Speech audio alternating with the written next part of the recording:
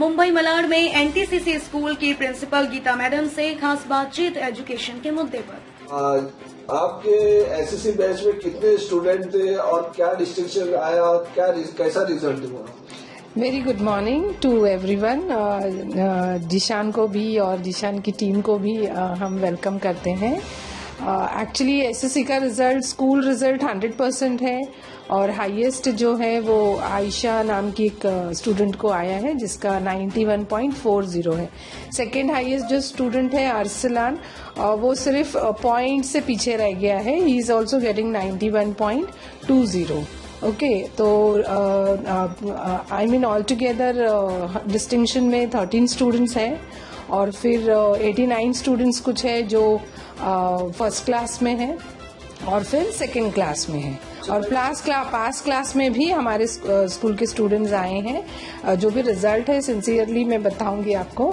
Around 9 students हैं जो पास class में आए हैं क्योंकि उनका कंडीशन ऐसे था कि वो नहीं क्लियर कर पाते 10th standard, but because of the procedure जो एसएससी बोर्ड ने बताया है वो प्रोसीजर से उनके असाइनमेंट वगैरह लेके वो भी पास हो गए। So we are happy that pandemic के टाइम में भी बच्चों का रिजल्ट 100% आया है एंड उनके आगे के फ्यूचर के लिए, आगे के सक्सेस के लिए वो लोग सक्सेसफुल हो गए हैं। अच्छा मैडम, फीस को लेकर बहुत से पेरेंट परेशान है, तो आप उनकी किस तरह से सहायता कर रही है? पूरे स्कूल मतलब 2 महीने की फीस माफ करी, 6 महीने की करी, पूरे साल की करी, तो आपके यहाँ कैसी सुविधा मिल रही है? देखो ऐसा है ना कि मैं ये बहुत प्राउडली बताऊंगी सबको कि एनटीसीसी प्रीमाइसेस में एनटीसीसी स्कूल के जितने भी पेरेंट्स हैं जो भी ऑफिस में हमारे पास कंसेशन के लिए आए हैं या डिजर्विंग है, उनको हमने उनके हिसाब से कंसेशन दिया है। हमने आई मीन ऐसा कुछ डिक्लेयर नहीं किया है कि हम 1000 रुपीज वेव आउट करेंगे या हम 6 मंथ्स की फीस वेव आउट करेंगे, लेकिन every parent is been considered and every parent को हमने हमारे तरफ से मैक्सिमम जितना होता है उतना कंसेशन करके उनको सेटिस्फाई करने की पूरी कोशिश की है।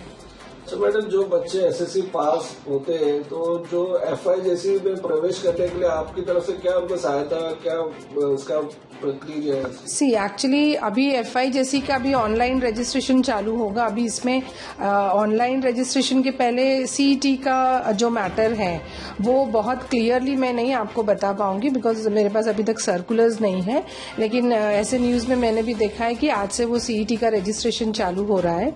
तो जैसे सीईटी वगैरह कंप्लीट होता है एफआईजेसी के ऑनलाइन के लिए हमारी एक स्टाफ है जमीला टीचर, वो खुद कोऑर्डिनेटर है फ्रॉम द एजुकेशन डिपार्टमेंट और वो एनटीसीसी के स्टूडेंट्स को ही नहीं बाकी के स्टूडेंट्स को भी एफआईजीसी के एडमिशन के लिए बहुत अच्छे से हेल्प आउट करते हैं। ये सीईटी जो है बच्चे को कंपलसरी है? 99% it is compulsory. Okay, but then 1% नहीं बोलूंगी क्योंकि वही है कि मेरे पास में अभी तक बोर्ड के सर्कुलर्स नहीं है। इससे कुछ बच्चों के जो मार्क्स है, परसेंटेज है, उस पर कुछ असर आएगा? ये कैसा है ना, वो कॉलेज के ऊपर डिपेंड करता है। जैसे कॉलेज में अगर हमको अच्छे कॉलेज में एडमिशन चाहिए और वो कॉलेज का अगर ऐसा सोच है कि नहीं सीईटी में इसका कितना परसेंटेज है वो देख के ही हम एडमिशन देंगे, तो रिजल्ट बोर्ड का जो रिजल्ट है उस पर तो कुछ फर्क नहीं पड़ेगा। बोर्ड ने जो डिक्लेयर कर दिया वो डिक्लेयर कर दिया, लेकिन उनकी सीईटी के मार्क्स के ऊपर उनको वैल्यूएट किया जाएगा और फिर वो हिसाब से उनका एडमिशन का आगे का प्रोसीजर वो लोग देंगे। पैंडेमिक के चलते हुए काफी स्कूलों के बच्चे लापता हैं, कुछ गायब हो गए, कुछ अपने गांव चले गए हैं, कुछ यहाँ रहने के बावजूद भी वो पढ़ाई नहीं कर रहे हैं। उनके लिए आप क्या, आपके स्कूल का भी यही हाल है क्या? यस, हमारे स्कूल का भी ऐसा ही कंडीशन है। जैसे एक क्लास में हमारे यहाँ पे एक स्टैंडर्ड है, जैसे हम 5th स्टैंडर्ड की बात करें तो एक स्टैंडर्ड में 3 डिवीजन है A, B, C और पैंडेमिक के पहले एक डिवीजन में अराउंड 70, 72, 75 स्टूडेंट्स होते थे। आज का कंडीशन ऐसा है कि वो तीनों डिवीजन वैसे ही है और लगभग 38, 39 ऐसे स्टूडेंट्स हैं। अभी जो बाकी के स्टूडेंट्स हैं उनको हम ट्रेस कर रहे हैं।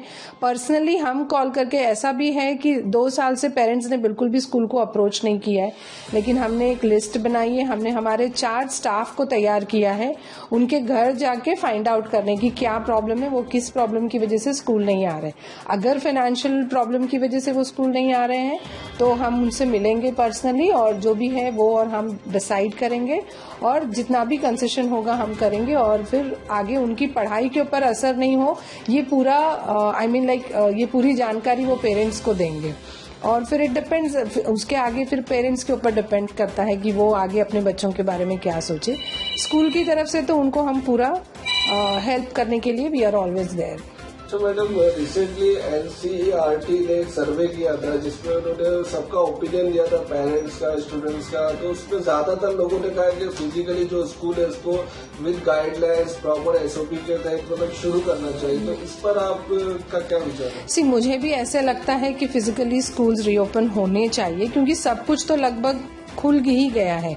एक स्कूल्स ही ऐसी जगह है जहाँ पे जहाँ जिस चीज को रिस्ट्रिक्शन में रखा गया है और ऐसा है पढ़ाई की बात मैं कहूँ तो 50-60% ही नॉलेज हम ऑनलाइन के जरिए बच्चों को दे पा रहे हैं क्योंकि कैसा होता है कि घर पे बैठ के जब बच्चा अपने कंफर्ट जोन से पढ़ाई कर रहा है तो वहाँ पे ऐसा है हाल। अभी इस्लाम में ऐसा सिचुएशन है कि यहाँ पे छोटे छोटे रूम्स हैं, उनको पढ़ाई के लिए ऐसा आइसोलेट कर बैठ के पढ़ना और आइसोलेशन में बैठ के पढ़ाई के ऊपर पूरा ध्यान देना वो शायद पॉसिबल नहीं हो पा रहा है। इससे बच्चे पढ़ाई से एक्चुअली रिलेशन में जो रहना चाहिए वो रिलेशन में वो है नहीं और माँ बाप का भी ऐसा है कि हम लोग बोल बोल के भी बहुत जोर नहीं दे पा रहे हैं बच्चों के ऊपर क्योंकि वो स्कूल में जब आते हैं तो वो एक डिसिप्लिन स्कूल का जो एक एटमॉस्फेयर है वो कम्प्लीटली अलग होता है। उसमें बच्चों को ऐसा कंसिडरेशन होता है कि हम जा रहे हैं तो हमें यहाँ पे पढ़ाई करनी है, लेकिन वो माहौल घर पर पैदा नहीं हो पा रहा है। इसके लिए मैं भी यही चाहूंगी कि जल्द से जल्द स्कूल्स रीओपन हो फिजिकली। विदाउट एग्जाम्स महाराष्ट्र में फिर भी 0.05 बच्चे लगभग 9000 के ऊपर बच्चे फेल हो गए। एजुकेशन का स्तर बहुत ही गिरता जा रहा है महाराष्ट्र में और भी हिंदुस्तान में। तो इस पर आप क्या कहेंगे? जो बच्चे फेल हुए हैं मुझे ऐसा लगता है कि उनके अटेंडेंस वगैरह को लेके कहीं ना कहीं कुछ ना कुछ प्रॉब्लम होगा क्योंकि मेरे स्कूल से भी 131 स्टूडेंट्स थे। इसके पहले 9th स्टैंडर्ड को अगर हम देखेंगे तो मेरे भी 3-4 बच्चे ऐसे हैं जिन्होंने 9th स्टैंडर्ड को 10th स्टैंडर्ड में वो आए नहीं। उनके पेरेंट्स से जब हमने बात की तो उनका कहना है कि नहीं हम गांव शिफ्ट हो गए और हम बॉम्बे अभी आएंगे ही नहीं क्योंकि हमारा वहाँ पे कुछ चलने ही वाला नहीं है। तो ऐसा भी हो सकता है। और जहाँ तक पढ़ाई की बात आती है तो मैं आपको ये कहूँगी कि बच्चों ने वो सीरियसनेस लिया नहीं। जैसे सब पास हो जाएंगे ऐसा उनके दिमाग में ऐसे लोगों ने मतलब बैठ गया उनको, तो उन्होंने वो सीरियसनेस से पढ़ाई को ली नहीं है। लेकिन यहाँ पे जो बच्चे जिन्होंने अच्छे परसेंटेज लिए हैं वो बच्चों ने, उनके लिए भी ये कहूँगी कि कुछ स्टूडेंट्स ऐसे हैं जो स्टडीज को बहुत ही सीरियसली लेकर चल रहे थे। अच्छा मैडम, हम लोग आपके स्कूल की तरफ आ रहे थे तो बहुत ही आपके जो एरिया है रोड वगैरह सब बहुत ही खस्ता हाल में, बहुत ही मतलब डिफिकल्टी से हम लोग आना पड़ा। तो आपके बच्चे यहाँ पर कैसे आते हैं, आप उसके बारे में क्या कहेंगे? रोड का कंडीशन इतना ड्रास्टिक है और दिन पे दिन बिगड़ता जा रहा है। हम लोगों ने बीएमसी के पास से बहुत सारा करस्पॉन्डेंस किया है, लेकिन हमेशा से हमें यही कहा जाता है कि हाँ ठीक है हो जाएगा। रोड से ज्यादा एनक्रोचमेंट्स जो है ये जो ठेले वाले हैं अपना बिजनेस जो स्टार्ट करते हैं, ये सबको लेके बहुत सारी दिक्कतें हैं और बीएमसी से लगातार हमारा करस्पॉन्डेंस चल ही रहा है। आपके पास कुछ पेपर वगैरह ऑफ कोर्स है, मैं आपको दिखाऊंगी। ये इसमें आपको दिखाऊंगी, अगर आपको चाहिए तो मैं दे भी सकती हूँ। कुछ दिनों पहले मेरी एरिया वाइज कॉर्पोरेटर वगैरह से भी पर्सनली बात हुई है, तो बस यही आश्वासन दिया गया है कि हम करेंगे। क्योंकि हमने नगर संघ से बात किया था, उन्होंने कहा था नवंबर तक बन जाएगी। यस मुझे भी ऐसे न्यूज मिला है और नवंबर तक का उनका कहना है कि रोड्स बन जाएंगे, क्योंकि उन्होंने पाइपलाइन वगैरह तो डाला है और वो जो साइड के जो रेसिडेंशियल एरिया है उसके साइड का जो गटर का काम है वो भी कंप्लीट हुआ है। अब सिर्फ रोड की बात रह गई है। तो मिस्टर वीरेंद्र चौधरी से मेरी बात हुई थी। उन्होंने कहा है कि नवंबर दिसंबर तक वो लगभग पूरा काम करने वाले। अभी स्कूल्स नहीं है, जैसे बच्चे नहीं आ रहे, बस स्कूल का नहीं जा रहा है, तो इतना प्रॉब्लम्स नहीं है, लेकिन फिर भी स्टाफ को आना, और जैसे भी आपने कहा कि आप भी बड़ी मुश्किल से आए हैं, तो दिक्कत तो 100% है रोड को लेकर। तो मैडम आखिर में हमारे चैनल के माध्यम से जितने स्टूडेंट्स हैं, पेरेंट्स हैं, उनको आप क्या मैसेज देना चाहेंगे? एक्चुअली जितने भी 10th स्टैंडर्ड के स्टूडेंट्स हैं, मेरा उनसे सबसे पहली बात उनको मैं कॉन्ग्रेचुलेट करूंगी, उनके पेरेंट्स को मैं कॉन्ग्रेचुलेट करूंगी, क्योंकि ये उनका 1 साल का रिजल्ट नहीं है।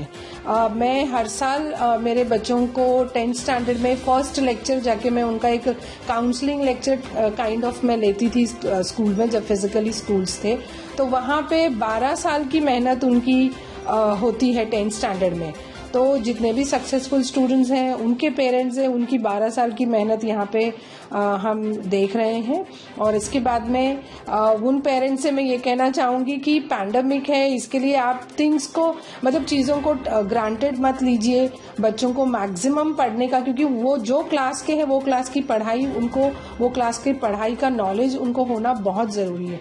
इसलिए सभी पेरेंट्स से मेरी रिक्वेस्ट है, भले वो 10th में है या 11th स्टैंडर्ड ऑनलाइन आगे की उनकी पढ़ाई होगी, लेकिन बच्चों को पढ़ाई के लिए घर में कम से कम सेल्फ स्टडी करने के लिए उनको एक कम से कम 1-1.5-2 घंटे का टाइम पेरेंट्स अपनी रिस्पॉन्सिबिलिटी के हिसाब से उनको देना चाहिए। क्योंकि if knowledge is not there, there is no meaning of only the certificates in your hand. जो क्लास में आप है, वो क्लास का नॉलेज आपको होना is very very important. Madam channel की ओर से आपके स्कूल को congratulation. Thank you so much, thank you so much. बात करने के लिए आपका बहुत बहुत धन्यवाद। Thank you so. और I pray for your prosperity and I am so happy that you are also one of the ex student of NTCC school. Thank you so much, thank you so much. देखिए काशिफ जैदी की यह report.